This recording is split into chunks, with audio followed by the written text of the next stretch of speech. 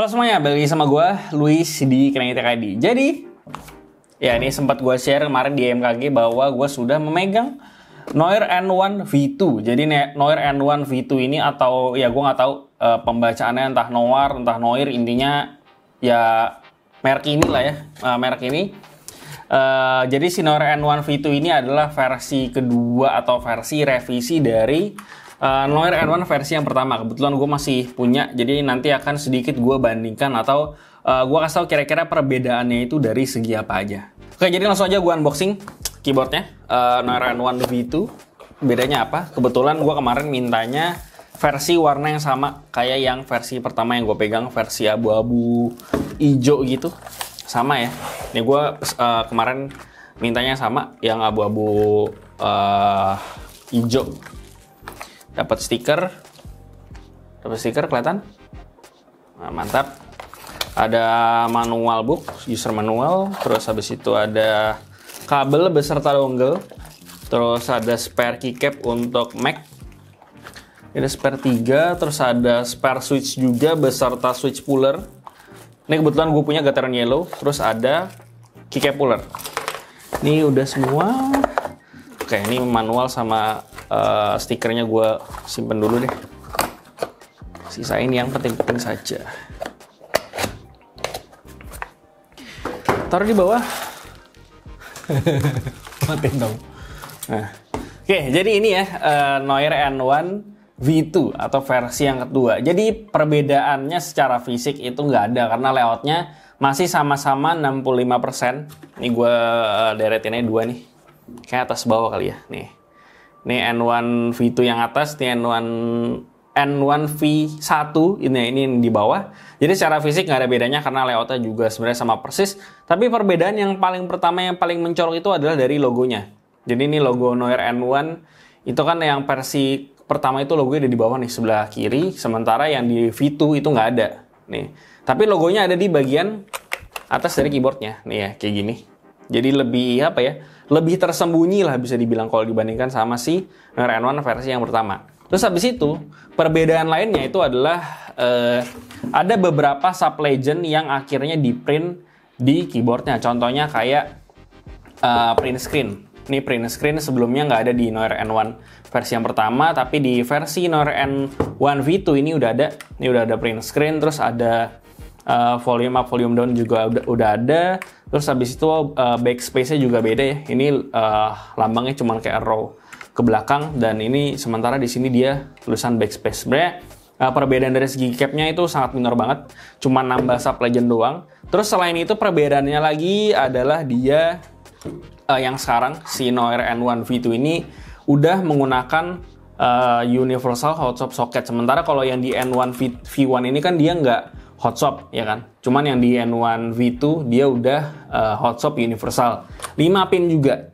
Nah, selain itu dia juga udah include sama foam dampener yang kemarin udah ada di Noir N2. Jadi supaya si Noir N1 V2 ini bisa menghasilkan suara yang tidak hollow. Kalau misalkan nggak pakai foam itu nanti suaranya bisa hollow atau ada suara kayak memantul gitu dari dalam si keyboardnya. Cuma nanti akan gue bahas lagi soal typing testnya. Kalian bisa dengerin aja nanti. Dan sekarang gue bahas aja sekarang lebih lanjut secara detail soal si Noir N1 V2 ini. Nah, tadi udah gue bilang ya kalau misalkan secara layout dia nggak ada bedanya, sama persis desainnya kayak yang si N1 V1. Cuman bedanya dari segi keycapnya doang tadi yang udah gue sebutin. Dan untuk masalah bahannya pun si Noir N1 V2 ini masih menggunakan bahan ABS yang sama kayak si Noir N1 versi yang pertama gitu. Jadi dia bahannya ABS plastik yang bisa dibilang cukup tipis.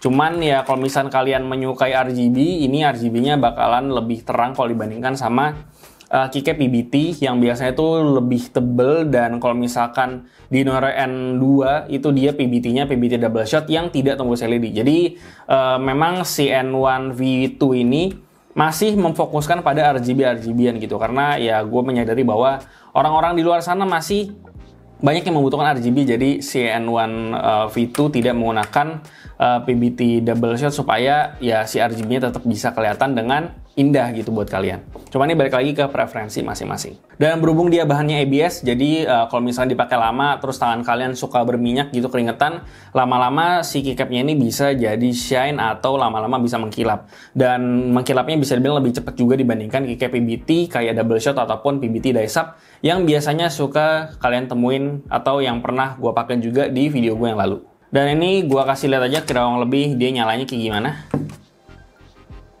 Nyala. Nah, nih ya. Jadi dia udah nyala, gue nggak tahu kelihatan di kamera apa kelihatan. Ya pokoknya dia nyalanya kayak gini lah ya.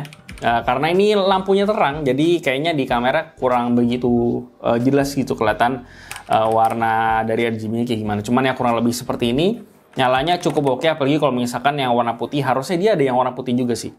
Nah selain itu dia juga di bagian ujungnya masih ada logo Noir-nya juga, sama kayak yang di V1. Jadi dia tembus LED juga di bagian logo Noir-nya. Terus habis itu kalau RGB udah sih kayaknya, dan selain itu tentu aja kita bisa mengganti brightness atau efek dari RGB-nya dari FN terus pencet backspace. Jadi kita bisa gonta-ganti dengan FN backspace seperti biasa. Set. Gua nggak tahu kelihatan di kamera apa enggak. Kelihatan harusnya. Kita balikin dulu ke RGB. Putih, nah ini udah. Nah ini udah RGB ya. Terus bisa kita redupin juga. Atau bisa kita terangin paling mentok. Nah ini udah paling mentok. Ya, jadi untuk masalah RGB, semuanya udah bisa dikontrol lewat keyboardnya langsung tanpa harus pakai software segala.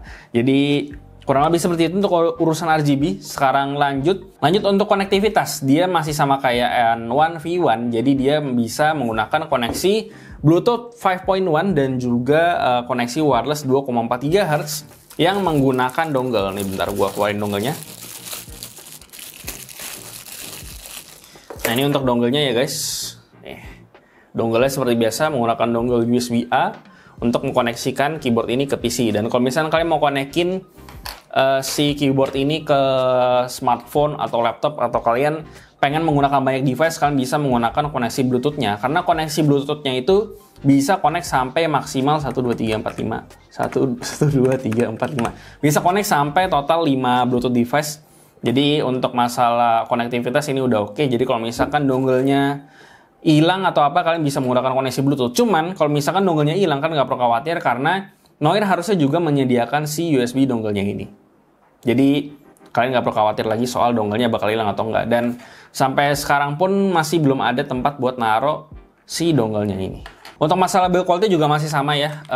Dia sama persis sama si N1 V1 karena dia layoutnya 65%, cukup pendek. Jadi untuk masalah build quality dia nggak ada masalah sama sekali, dan karena di dalamnya udah ada foam dampener, jadi build quality-nya lebih terasa dense atau lebih kerasa rapat aja dibandingkan dengan versi yang pertama. Nah jadi untuk si koneksi wireless 2,4 GHz-nya seperti biasa karena dia udah 2,4 GHz, jadi secara otomatis dia udah nggak berasa lagi delay-nya. Tadi gue di bawah udah coba main Dota 1, 2 game, 3 game tadi.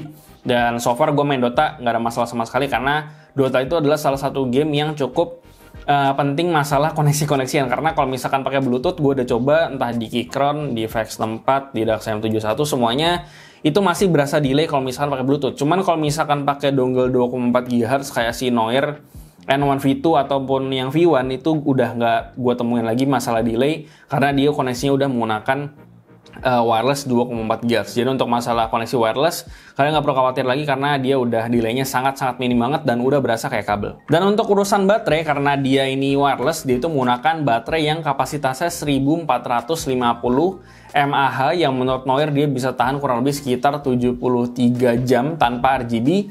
Dan kalau misalnya RGB ini nyalain itu bisa tahan kurang lebih sekitar 13,5 jam. Dan kalau gue pribadi karena gue nggak begitu suka pakai RGB, jadi tentu aja akan gue matiin dan baterainya bakal lebih lama. Dan untuk 73 jam itu berarti kurang lebih kalau misalkan pemakaian gue pribadi ya, gue pakai kurang lebih sehari paling cuma 4-8 jam, dan itu biasanya bisa tahan sampai kurang lebih semingguan. Dan sementara kalau misalkan dinyalain RGB lighting mungkin cuman ya 3-4 hari lah harusnya kalau misalkan nyalain RGB dengan kondisi wireless nyala. Dan untuk masalah baterai sih gue pribadi sebenarnya nggak ada komplain sama sekali, cuman itu balik lagi ke preferensi atau cara penggunaan kalian kayak gimana. Karena kalau gue pribadi memang nggak selalu ngetik-ngetik di keyboard, jadi gue nggak ada masalah sama baterainya. Lalu untuk ngecas si Noir N1 V2 seperti biasa sama kayak yang versi yang pertama, dia menggunakan koneksi USB-C. Ini kita udah dapat kabelnya, kabel rubber. Susah keluarinnya. Ini ya pokoknya kayak gini lah ya. Menggunakan kabel USB-C yang portnya ada di tengah. Dan kalau kalian pengen ganti ke kabel coiled atau kabel-kabel yang lucu, yang custom, kalian bisa juga ganti kabel kalau kalian mau. Oke, jadi untuk pilihan switch-nya ada total 3. Ada Gateron Red, Gateron Brown, dan ada Gateron Yellow. Dan ini sama sekali nggak ada Gateron Blue-nya sama sekali. Dan sebenarnya ini udah diimplementasikan di Noir N2 yang kemarin udah sempat gue bahas. Dia sama sekali nggak ngejual Gateron Blue. Mungkin karena si Gateron Blue kurang begitu populer dan mereka akhirnya memutuskan untuk mengganti Gateron Blue dengan Gateron Yellow aja. Dan ternyata Gateron Yellow ini cukup sangat diminati oleh orang-orang dan mereka pun bilang kalau misalkan si versi Gateron Yellow-nya ini udah sold out semua dan mereka katanya bakal restock bulan depan karena sampai detik hari ini gua ngupload atau syuting video ini si yang versi Gateron Yellow katanya lagi kehabisan gitu. Jadi dan mereka bilang bakal restock bulan depan dan buat kalian yang pengen nungguin Gateron Yellow kalian stay tune aja entah di Instagram atau di Tokopedia atau Shopee-nya mereka. Dan untuk tapping feel seperti apa masih sama persis kayak Gateron Yellow KS9 pada umumnya. Karena KS9 itu dia bisa tembus LED. Jadi untuk masalah tapping feel masih sama dengan yang Gateron Yellow manapun yang KS9. Smoothness-nya udah oke dan dia juga udah minim wobble. Terus gue sih juga suka sama profile beratnya. Cuma di 55 gram kalau nggak salah. Dan kalau misalnya kalian suka sama switch linear dan bawaannya udah cukup smooth, kalian mungkin bisa cobain si Gateron Yellow. Cuman kalau misalnya kalian prefer yang lebih ringan, kalian mungkin bisa coba Gateron Red aja karena dia actuation force-nya cuma di 45 gram. Dan kalau misalnya kalian lebih suka yang tactile, switch tactile, kalian mungkin bisa coba yang Gateron Brown. Nah kebetulan ini N1 V2 gue N1 V1 gue ini menggunakan switch Gateron Yellow. Jadi kalau misalnya kalian pengen yang tactile, kalian bisa Gateron Brown. Kalau kalian suka linear, gue saranin untuk cobain Gateron Yellow. Kalau kalian pengen yang lebih ringan, kalian bisa ke switch Gateron Red aja yang linear dan lebih ringan daripada si Gateron Yellow. Lalu di bagian stabilizernya tadi backspace, enter, shift kiri dan juga di spacebar, dia rattle-nya bisa dibilang cukup minimum dibandingkan dengan keyboard-keyboard lain yang pernah gue review. Cuman kebetulan di unit gue di bagian stabilizer spacebar-nya itu di bagian kirinya lebih rattle gitu dibandingkan dengan yang lain. Kalau yang lain sih gak ada masalah. Cuman ya ini mungkin bisa terjadi di unit gue doang. Gue nggak tahu karena biasanya stabilizer itu tuningannya beda-beda. Ada yang nggak rattle, ada yang rattle segala macem, itu bisa beda-beda tergantung dengan hokinya kalian aja. Oke, selain itu yang menarik dari si Noir N1 V2 ini adalah dia sudah built-in foam dampener. Yang dimana foam dampener ini berfungsi supaya si keyboardnya ini tidak mengeluarkan suara hollow atau suara memantul dari dalam keyboardnya. Karena pada dasarnya keyboard-keyboard yang belum memiliki foam dampener ini dia di antara PCB dan juga case-nya itu terdapat kayak ruang kosong gitu. Jadi kalau misalkan ada ruang kosong berarti suaranya bakalan lebih memantul gitu. Kayak yang ada di Noir N1 versi yang pertama. Sementara di Noir N1 versi yang kedua ini dia udah built-in foam dampener. Jadi udah nggak ada lagi suara hollow, suaranya juga jadi lebih deep dan nggak memantul. Dan typing feel-nya terasa lebih dense aja menurut gue. Dan dia itu foamnya tebelnya sekitar 1,5 mili.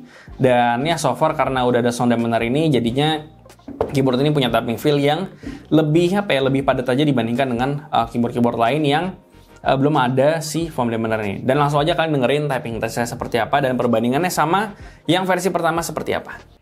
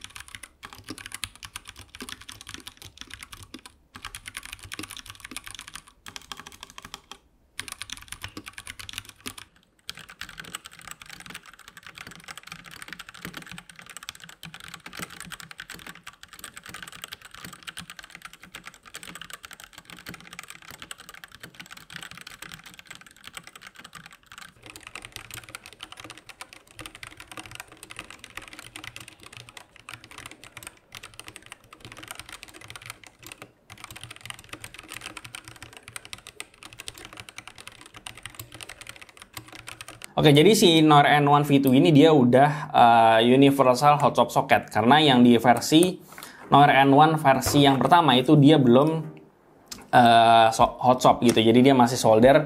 Jadi kalau misalkan kalian pengen ganti switch itu bakalan lebih rumit aja gitu, karena kalian harus solder, dan gua sadar bahwa orang-orang itu belum nggak semuanya bisa nyolder. Jadi ya si Noir memutuskan untuk memberikan fitur hot swap pada si keyboard ini, karena mungkin kayaknya banyak feedback juga dari orang-orang yang nyampe ke mereka, dan gue juga sebenarnya ngasih feedback ke mereka supaya sebenarnya lebih bagus kalau misalkan si keyboard ini bisa hot swap, karena udah 2,4 GHz kayaknya sayang aja kalau misalkan hot swap juga nggak ada di sini. Cuman akhirnya fitur hot swap ini akhirnya dimasukin sama Noir di sini. Nah, ini gue kasih lihat ke kalian soketnya kayak gimana.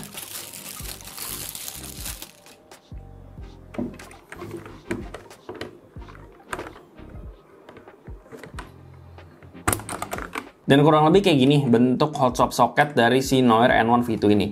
Ini seperti yang bisa kalian lihat ya, dia tuh modelnya kayak modelnya Daxa M71 M84. Kalau orang-orang bilang dia modelnya model jepit, cuman gue nggak tahu dia jepit atau enggak. Pokoknya intinya bentuknya dia kayak gini. Jadi dan dia juga udah 5 pin. Jadi kalau misalnya kalian mau ganti ke switch yang 5 pin kayak Gateron KS3, terus kayak ZIL, kayak Durock T1, Durock POM, terus kayak Tangerine, Boba U4T gitu, semuanya udah bisa. Jadi untuk masalah switch kalian udah sangat bebas banget untuk bisa ganti ke switch apapun, karena hot swapnya udah 5 pin. Dan ya gue sangat senang karena fitur universal hot swap ini akhirnya masuk ke Noir N1 V2 ini gitu, karena di versi yang pertama dia masih solder. Oke, selanjutnya untuk plate. Jadi ternyata untuk plate-nya dia juga sedikit berbeda gitu. Jadi untuk si Noir N1 V1 itu dia menggunakan sebenarnya plate-nya sama, masih menggunakan SS plate keduanya, cuman beda di coatingnya doang. Kalau misalkan di N1 V1 itu dia coatingnya bahannya lebih kasar, sementara yang di Noir N1 V2 ini dia bahannya lebih halus gitu. Dia tuh mirip sama plate yang ada di Leopold. Nah, selain itu di keycap juga ada perbedaannya. Dia di bagian 5, 6, 7, 8, 9 itu dia lebih lebih gelap ya. Kayaknya warna hitam gitu, abu-abu yang lebih gelap. Bisa kan kelihatan? Ya, jadi di bagian keycapnya juga ada sedikit bedanya. Di bagian 5, 6, 7, 8, 9 warnanya ini beda gitu. Ini dia abu-abu yang lebih gelap kayak di modifier. Iya betul. Sementara kalau di N1 V1 dia abu-abu yang lebih terang semuanya gitu. Jadi dari segi keycap memang dia perubahannya cukup minor lah bisa dibilang. Kayaknya bahkan gue pas pertama kali pakai gue nggak nyadar kalau misalkan ada ditambahin warna yang berbeda di bagian 5-9, dan ternyata supply chain-nya juga ditambahin beberapa. Oke, jadi untuk kesimpulannya, ternyata gue di awal lupa untuk sebutin harganya. Untuk harga sendiri, untungnya si Noir N1 V2 ini harganya masih sama dengan versi Noir N1 versi yang pertama. Jadi untuk harga, meskipun dia udah di-improve beberapa hal, kayak ditambahin beberapa elemen di cap-nya, terus ditambahin hot swap juga, untungnya harganya nggak jadi lebih mahal, dan udah ditambahin impenernya juga loh. Jadi ya gue cukup impress karena harganya nggak nambah meskipun fiturnya juga nambah gitu. Jadi untuk masalah harga gue masih bisa dibilang gue appreciate banget sama Noir karena harganya tetap sama versi yang lama.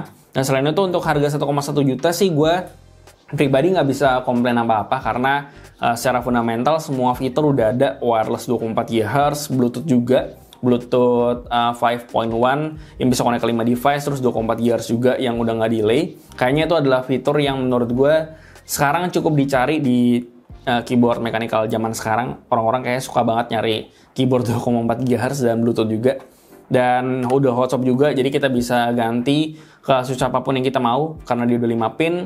Itu juga salah satu fitur yang cukup krusial menurut gue, dan secara typing feel juga udah oke menurut gue, karena bisa dibilang versi N1 yang pertama itu dia lebih kayak kerasa lebih kopong aja, lebih karena casingnya itu kosong, nggak ada apa-apa. Dan sementara di N1 V2 itu dia udah menggunakan foam diameter, jadi secara typing feel dia kerasa lebih padat aja, dan gue sih lebih suka typing feel yang ada di Noir N1 V2 ini. Cuman paling yang minus dari sini menurut gue cuman dari sisi keycapnya aja, karena gue pribadi sebenarnya lebih suka dengan keycap PBT, karena keycap PBT pada dasarnya lebih thick dan secara typing feel lebih oke kalau dibandingkan dengan ABS plastik kayak gini. Cuman memang plusnya dari si keycap ABS plastik kayak gini, dia bisa memberikan cahaya RGB yang lebih terang. Cuman kalau menurut gue ya yang paling penting secara fundamental ya dari segi typing feel-nya aja. Karena kalau misalkan typing feel-nya lebih enak, menurut gue keyboard itu bakalan lebih oke. Sementara ya karena berhubung di sini masih menggunakan ABS plastik yang biasa, ya jadinya gue sih sebenarnya prefer PBT double shot kayak yang di versi Noir N2. Dan ya sebenarnya sih ini balik lagi ke preferensi kalian masing-masing. Kalau misalkan kalian suka sama RGB, gue rasa kalian nggak akan komplain juga sama si kualitas dari keycapnya. Cuman ya karena layoutnya 65% dan layout 65%-nya juga cukup universal, jadi kalian selalu bisa ganti keycapnya ke keycap yang kalian mau, dan mungkin kalian bisa ganti juga ke keycap yang bahannya lebih baik lagi atau lebih bagus, dan secara tapping feel bisa nambah juga nanti. Dan ya untuk harga 1,1 juta gue pribadi nggak bisa komplain apa-apa, dan balik lagi ke preferensi kalian masing-masing. Kalau misalkan kalian butuh keyboard dengan layout 65%, wireless, hot top universal, gue rasa ini adalah keyboard yang cocok buat kalian. Sementara ya kalau misalkan kalian nyari keyboard yang layoutnya lebih besar lagi dari ini, kayak mungkin 84 key, kayak M84 gitu ya, ya gue rasa ini memang bukan keyboard yang cocok, karena ya ini layoutnya 65%. Jadi untuk kalian yang cari keyboard compact dengan layout 65, kalian mungkin bisa lirik ini karena fiturnya menurut gue cukup secara umum udah lengkap semua. Dan gue rasa itu aja yang bisa gue bahas soal Noir N1 V2 ini. Seperti biasa, kasih tau gimana pendapat kalian di kolom komentar di bawah. Like dan share jika bermanfaat, lalu follow semua sosial media kami di Facebook dan juga Instagram. Lalu join komunitas kami juga di Discord dan juga Open Chat, semua linknya ada di deskripsi. Yang terakhir jangan lupa untuk subscribe, gue Luis dari Kerangit TKD. Sampai jumpa di video berikutnya.